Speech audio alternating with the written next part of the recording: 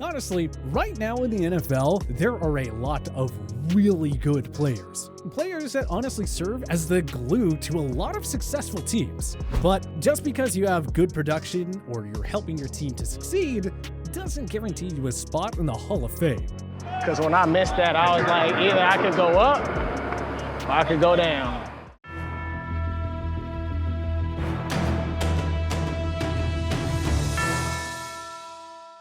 The unofficial tier below the Hall of Fame is the Hall of Very Good. But for many NFL veterans and stars, being very good for a long period of time is not enough to earn your spot in Canton. Here's a dive into every NFL team's best player who will not earn the call to the Pro Football Hall of Fame.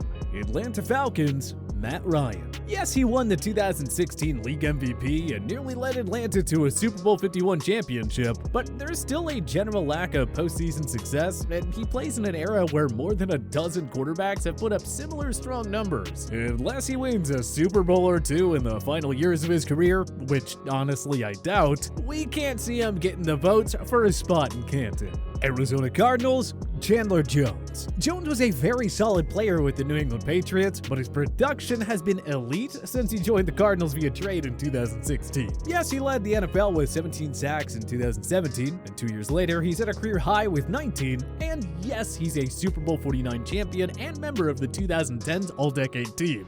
But Jones is now entering the final prime years of his career, and we have serious doubt about him sustaining this success long-term. The lack of individual accolades won't help his cause either. There are plenty of members of the 100 career sack club who aren't gonna get in, and Jones is gonna be on that list.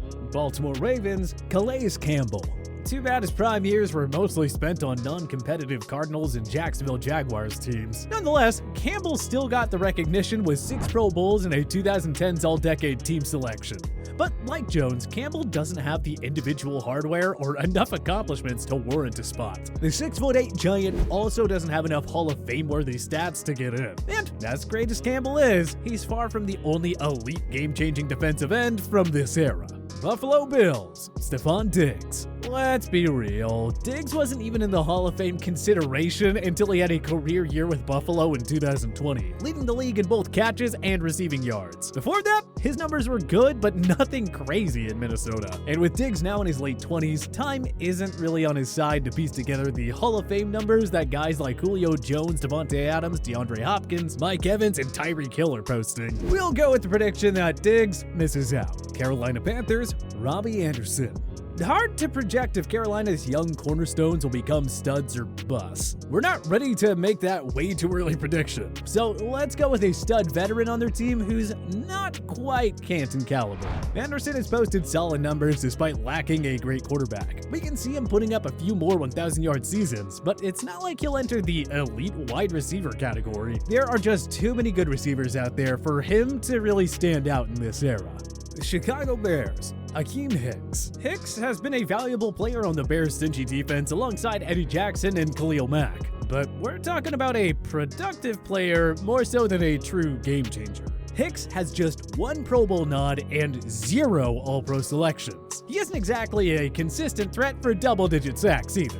Cincinnati Bengals, Joe Mixon. Mixon has dazzled on a lowly Bengals team, but you can argue that there are at least 10 better running backs in the league right now. And we're in an era where running backs hit a wall before their 30th birthday. It's not like Mixon will win multiple rushing titles and lead Cincy to a Super Bowl. And that's what it'll probably take to get him into Canton.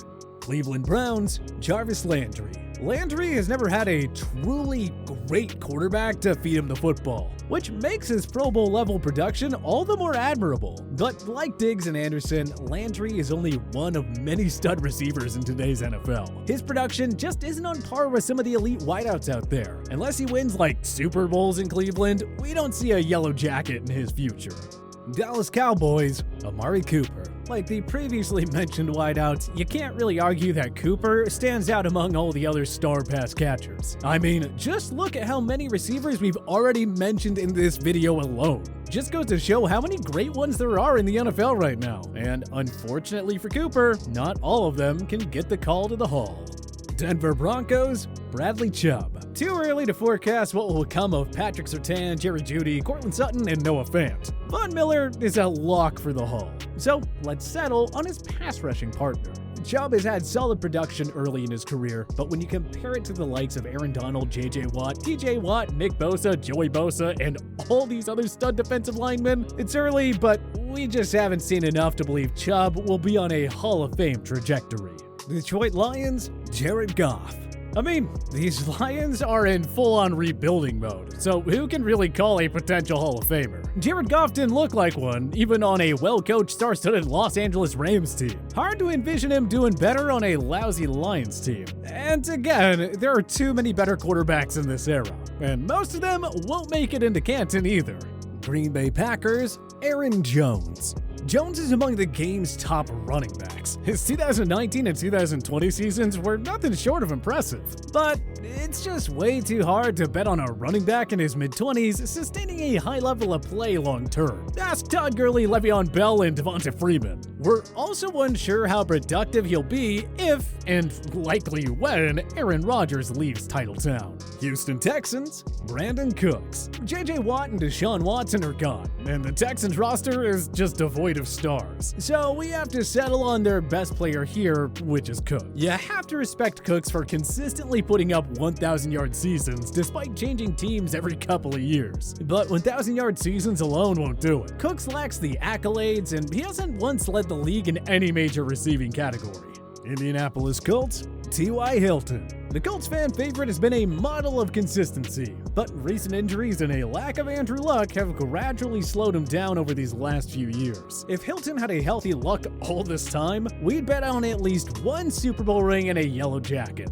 But that hasn't been the case. Sure, Hilton will go down as one of the top receivers for the past decade, but they don't all get inducted into the Hall, folks. Jacksonville Jaguars, Myles Jack. Josh Allen, Clavon Chaisson, and Trevor Lawrence all have tremendous potential. Who knows where they'll go with it? But in the case of Jack, despite being a vastly underrated workhorse linebacker, it's safe to say that he won't get in at this point. He's a great leader on a mostly dysfunctional team, but the stats aren't there, and Jack's prime years were largely wasted in Duval County. It'd be nice if he could play for a contender again, but that won't change his Hall of Fame chances much. Kansas City Chiefs, Frank Clark. Clark was an integral part of the Chiefs' Super Bowl 54 championship team, but he's not even a top 5 player on his own team. And as good as he was with the Seattle Seahawks, Clark's stats didn't scream elite. He's been quite the game changer for KC when healthy, but there's little reason to believe he'll join Patrick Mahomes, Tyreek Hill, Travis Kelce, and likely Chris Jones in Canton.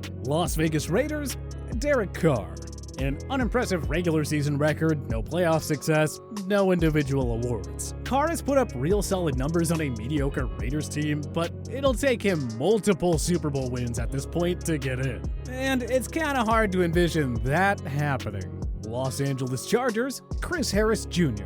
From 2014 to 2017, Chris Harris was arguably the NFL's top cornerback. He was instrumental in the Broncos' Super Bowl 50 championship season. But age, injuries, and a lackluster final year in Denver didn't help his cause. Harris Jr. isn't a top 20 cornerback anymore, and you can't only have a few good years to qualify for the Hall of Fame. Los Angeles Rams, Cooper Kupp. Kupp is super reliable and among the NFL's toughest one-on-one covers. But does he really stand out as a Hall of Fame receiver at this point in his career? Unless he goes off with Matthew Stafford and puts up even more eye-popping numbers, we can't say we like Kupp's chances. Miami Dolphins, Devontae Parker. Injuries have prevented Parker from reaching the level of stardom.